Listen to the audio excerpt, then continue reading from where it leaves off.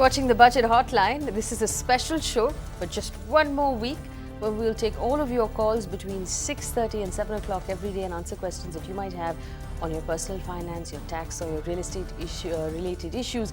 The idea is to help you with anything that might come out of this budget and to help you also, on the other hand, with your own finances.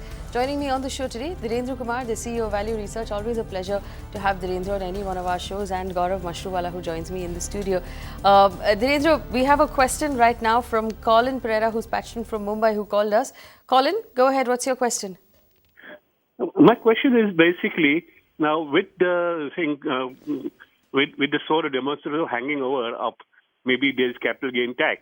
Okay. I'm a retired person with long-term capital gains over 20 years. Mm-hmm. Now, what do I do in this condition? Do I sell off all my holdings and rebuy them? And if I have to rebuy them, how many days later should I buy them? Can I do it in the next day, the same day? How long have you been holding these securities, Colin? Maybe 20, 25 years, maybe 20, 25 years. All right. That's a great question. Dhirendra, it's going to keep coming back to this because of the nervousness created by that one statement made by our Prime Minister, saying that, people who make money in the stock market are not contributing enough to the country, and that caused a lot of worry from people saying that, is the government now going to tax our capital gains? So do you believe it's going to happen? And what advice would you give someone like Colin, who's retired, has been holding stocks for 25 years? No, it is not a matter of my belief. The Prime Minister said something with great clarity, and the Finance Minister denied it quite vaguely. So this is a possibility which can't be ruled out. So we should be looking at it in a very cold-headed way, that why take a chance? We should not be taking a chance, and it does not hurt you at all. And if you are able to realize all your capital gains, and once you get the money, you buy it a day later or 2 days later, it doesn't matter. At least all your gains, unrealized gains built over the past 20 years will be free from taxes. Assuming that nothing happens, you have nothing to lose. All you have to do is, there are three possibilities. One is that nothing happens, which means you have to wait for, one more year, and all your gains will be tax-free once again whenever you need to. There is another possibility that there won't be a capital gains tax, but the tenure of the equity holding should be increased or will be increased to 3 years. In that case, you will keep on holding for next 3 years. And assuming that, there is a taxation, then I think you will save a lot of money, because if that is a possibility which can't be ruled out, then why not? At least de-risk yourself from that possibility, and you have nothing to lose. I don't think any person should be changing his asset allocation or should be changing his view about equity as a long-term asset to be held. None like that. I think all your long-term investment should be in equity, with capital gains tax or without capital gains tax. I don't think capital gains tax exemption is the prime reason why we hold equity. Colin was asking us. I think, just to clarify what Colin was asking us, he was saying, even if I do sell my entire holding and buy it back the next day, can I just do that one day after the other, or would you recommend a gap of some time between those two actions? No, there will be some one issue that you will be able to realize your investment in equity funds only after 2 days, and then you should be investing, because that is the time when your check will be ready to be cleared. And today all the allotment of mutual funds, so that is the mechanics bit of it. I don't think there is any problem. A 2 days gap is going to make a big issue. Gaurav, I want to ask you this, of course, for someone, and we keep telling everybody to hold equity for the long term. To have someone like Colin and saying, I've been holding for 25 years is music to anyone who's listening. But, I'm very concerned. How do we decide to hold something for 25 years if we are not sure if the government is going to change its mind about the tax treatment in the course of that 25 years? And we've seen it happen a couple of times. We've seen, the tax treatment of debt funds be changed. We've seen the NPS is still hanging in the balance right now. How do you tell someone to hold a security for 20 years if we are not sure about the policy on that security? Faye, one thing is, since he's saying 20 years, he would have seen other changes happening. For example, I'm not sure if viewers are aware, but direct equity was subject to wealth tax. At some point of time, they were taken away, wealth tax completely is abolished. They were subject to long-term capital gains tax. So if he has held for such a long time, wait for some more days, because even if in the union budget, if a finance minister goes ahead and says that I'm going to tax it, he will still have time till 31st March. Now, if 20 years ago he bought it at say 100 rupees and today the price is 5,000, whether he sells at 5,000 and again buys at 5,000, or if prices come down to 4,500 and buys it at 4,500, it's not going to make any difference, because he's going to take out money and he is going to put in same script. So selling price should not matter to him, and he'll probably retain the same quantity. So no need to do anything based on assumption. Wait, these changes do come in. It has come in past. It's way of life. Somebody who's looking at 20 years, in fact, even the corporate tax structure has gone. So for him, it should not matter. Wait, let the budget be announced and then take a call if at all he wants to. Of course, if there is such a thing announced in the budget, you'd be guaranteed about the fact that the market will react quite strongly. So that's another risk that you have to be prepared to take on. Rajiv Mittal is on the phone line from Delhi. Rajiv, what's your question? Yeah, my question for Dhirendra is for my daughter. She has just joined a job and she has an annual income of 5.5 lakh. I just want to know, for her first tax saving, will it be better that she does a PPF of 1.5 lakh and NPS of 50,000 per year, or to go for funds like ICICI Prudential Maximizer Fund or Elite Wealth Plan? What is better for her for a long-term 30 years horizon? Rajiv, with a very quick question to you, does she already have an EPF deduction going out of her salary? That is true. She does. All right. So, Dhirendra, if she has the EPF deduction, doesn't technically need the PPF, would you recommend the ELSS instead? No, but depends. One should be availing the ATC entitlement to the hilt, and that is 1.5 lakh rupees. So just deduct the EPF contribution, deducted from her salary from that 1.5 lakh rupees, and remaining money should not be invested in any of the options that he is, listing. The ICICI Prudential Elite Maximizer and all those, they are ULIPs. They are not the best way to accumulate your, savings for growth for the long term. Likewise, even a PPF is a very conservative, it is like a fixed income yielding recurring deposit. Why not do it with equity, and more so with a 30-year time frame? One is bound to get substantially higher return. And if one is able to do it exactly in the fashion as you do your PPF, you make your PPF contribution, you will be able to de-risk most of all the equity risks that you assume by averaging your investment. So I would say consider a tax saving fund for the remaining amount up to 1.5 lakh rupees less your provident fund contribution. Well, Gaurav, what is your call on the NPS? The NPS has a disadvantage of tax treatment. Hasn't been very popular over the last 1 year. So Dhirendra sir clears up this thing of use the ELSS. It's the best option. But I want you to help us understand about the NPS. Is it just the tax deduction, or is it a more efficient product? So let's look at it other way, Fabe. We are going towards defined contribution from defined benefits. So at some point of time, this is going to come in. Now, if that's what we are going to look at over a period of time, and every union budget, finance ministers have been kind of sweetening it in some way or the other to encourage people to get into it. It's just that the mindsets are not changing. It will eventually, the faster you start putting in, the benefit of compounding or the growth will start coming in. So if you want additional 50,000 benefit over and above 1.5 lakh, NPS is an option, and there go for maximum equity, which is 50%, or then whatever variance that comes up. There is nothing wrong. Yes, there are problems. It hasn't picked up. There are a lot of operational issues. I mean, I've seen people complaining, saying we are not able to open NPS accounts. Yes. Deal with it. But if you can, and if you're looking at additional 50,000, consider this as well. All right, so consider this as well. And on your screen right now are the tax-saving mutual funds that are recommended on Investor's Guide by Dhirendra Kumar.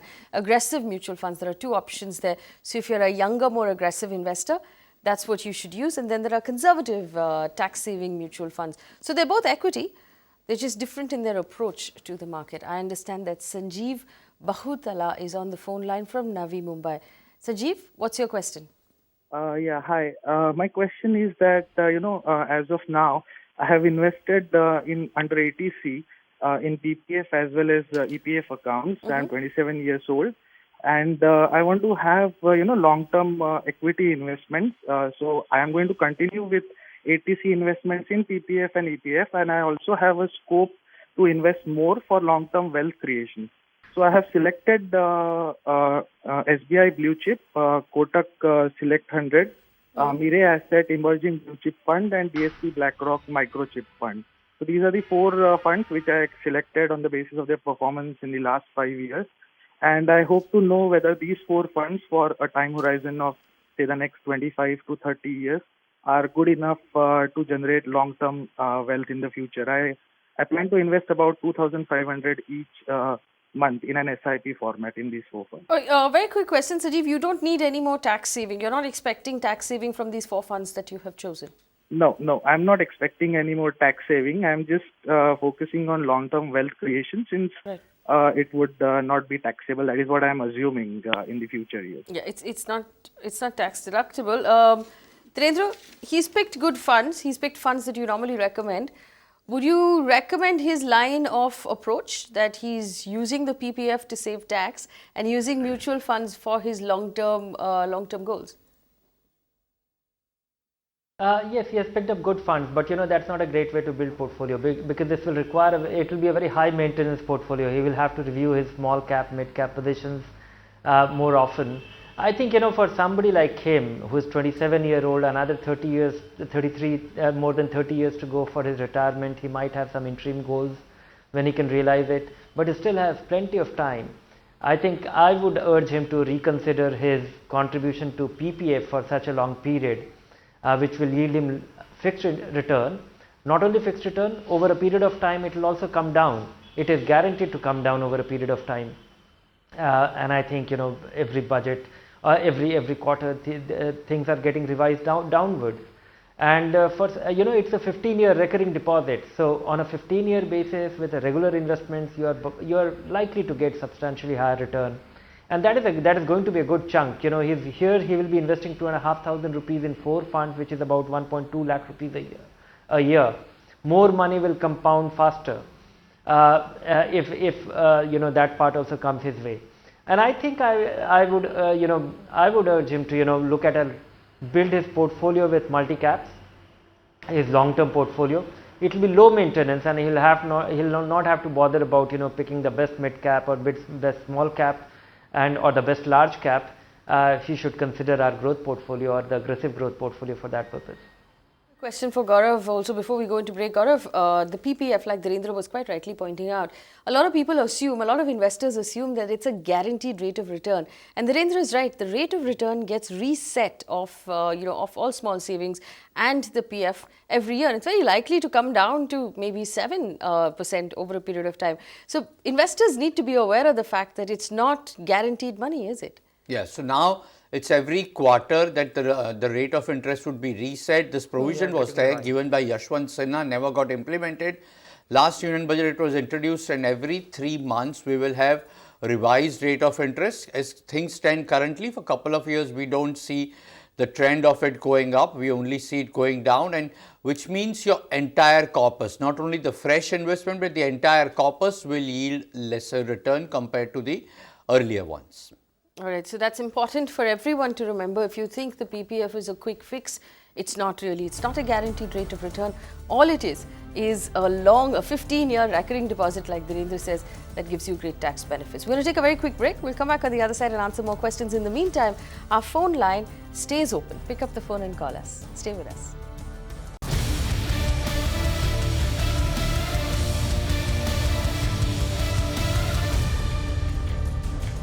Welcome back. You're watching Budget Hotline. Just to remind you, for the next week or so until the run-up to the budget, which is on the 1st of February next week, we'll be here every day at 6:30 to answer any question you might have about your finances, about real estate or about tax.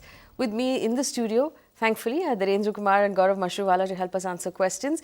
There's a question that's come in from Divya Matthew, who sent us an email. She said she's 31 years old and she's considering taking a pension plan and a term insurance. She wants to understand whether one should take a pension plan or systematically invest in mutual funds instead. She said she understands that pension plans provide some sort of insurance too, where the holder's death sum is paid to the family. Considering that she has no term insurance, would it be advisable to take that and a term insurance? So she's got a lot of options on the table right now, and she's trying to figure out which one is best. Gaurav, I like to keep things simple. So a term insurance plan with a systematic investment product. So an SIP and a term insurance is what I would recommend. But what's your recommendation for a 31-year-old for Divya Matthew who's written in? Yeah, so Faye, if you keep recommending, I'll be out of job. But that's exactly sure what should be done, because term insurance definitely, and go for a systematic investment plan into a mutual fund scheme, purely because she has many more years to go, and over a period of time more variants might come in to create wealth and retirement corpus, and she should have that flexibility. One is that if you have a bundled product, your hands are tied. When if one is not performing, second is performing, you can't get out. Second is, even if it's a tax saving product, and that she should use it with there any other options available, and keep it completely simple SIP into a long-term equity fund. Over a period of time, there could be international funds coming, there could be gold funds coming, real estate coming. We are looking at next 15, 20, 30 years for her to retire. And hence, keep that flexibility of maneuvering. I'm not saying churning, but keep those maneuvering options in your hand and go for term plan. Don't bundle too many products. Right, keep it as simple as possible. Piyush Pandya is on the phone line from Mumbai. Piyush, you're on the show. Go ahead, what's your question? My question is for the college teachers. Right now, there is one deduction from the salary known as DCPS, which they say defined contribution pension scheme. Yes. Now, whether it is to be considered as an NPS or no? All right, defined contribution pension scheme. Dhirendra, that's is that the NPS that all government employees have to be part of? Yes, depending on which government, which part of the government he is employed with. All state government except for West Bengal has become part of, and most employees for different state government, the effective date is different.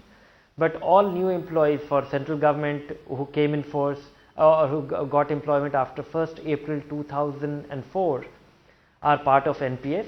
Likewise, for most other state government who have taken NPS, they are part of that is the contribution, and it works in with great simplicity.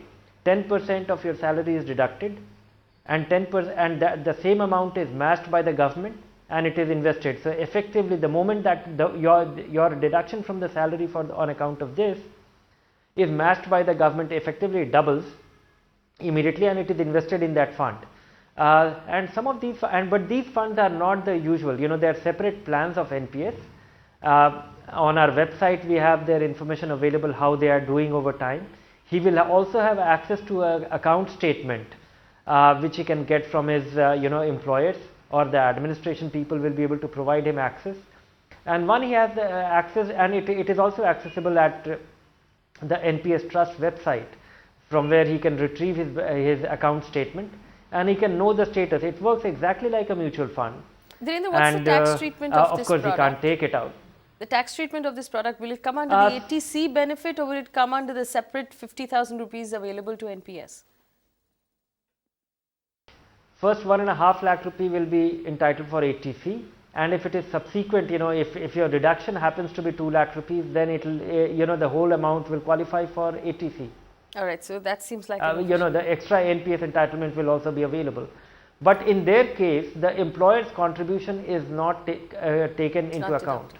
All right, so the employer's contribution is not deductible, just your contribution, which, like Dhirendra said, you can source that information from your employer or from the website of the NPS. Santosh Patnaik is on the phone line from Hyderabad. Santosh, you're on the show. Tell us what your question is. Yeah. Hello, I'm a regular follower of PT Now, and based on your recommendations, I invest 50,000 every month through SIP in ICICI Prudential Value Discovery, DSP BlackRock Microcap, Mirai Asset India Opportunities Fund, HDFC Midcap, and Franklin India Prima Plus. Okay. Apart from that, in ATC, I invest on a lump sum basis in Axis Long-Term Equity Fund whenever the market is down. Is this the right way to go about savings? And I have one more question. Recently, I have withdrawn my EPF after completing a company for 5 years. I switched my company and I have received around 8.5 lakh. I want to know how should I manage this. And one last question is Sukanya Samriddhi a good scheme? I was blessed with a baby who is 5 months old now. Congratulations, Santosh, on your daughter. We wish her very good luck. I'm going to start at the bottom of your entire set of questions, Gaurav. 8.5 lakh rupees he has right now liquid. First question. Second question, Sukanya Samriddhi. Would you recommend Sukanya Samriddhi for his 5-month-old baby? So if he's looking purely at tax benefit, then no, because that's being taken care. But otherwise, still anyway do it, because it kind of becomes a disciplined investment. So purely from being more disciplined, which he already is, so if he wants to, then he can definitely look at it. The corpus that he has, if he's looking at retirement, he's anyway doing it at a couple of funds.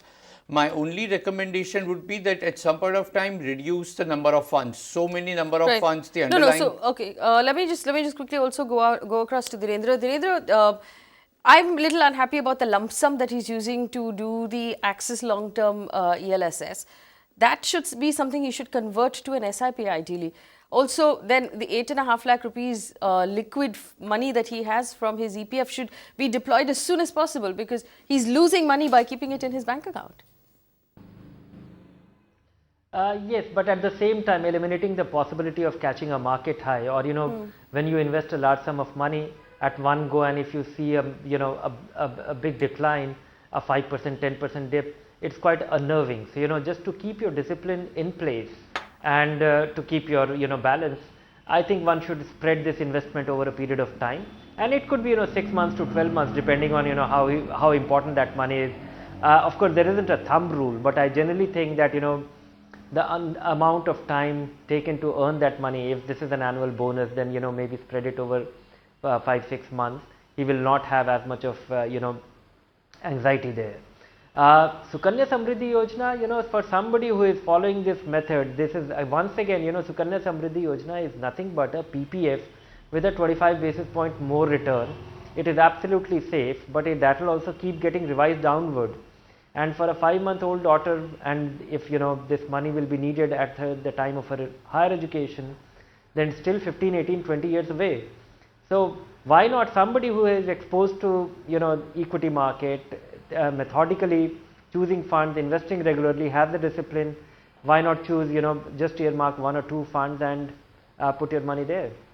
All right, so while Sukanya Samriddhi is a great plan for the uninitiated, if you're already using mutual funds and you're comfortable with the idea of equity, you should ideally go the equity way. We've completely run out of time today on the show. I do hope that both of these gentlemen will agree to come back one more time before the budget, because we have so many questions for you to answer.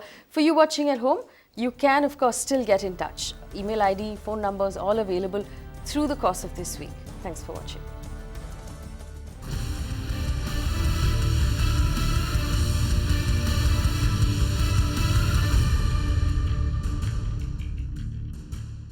Find us on Facebook at facebook.com/ETNow, and don't forget to click the like button. You can also follow us on Twitter at ETNowLive. To stay updated with all our programming, hit the subscribe button on our YouTube channel by logging on to youtube.com/user/ETNow.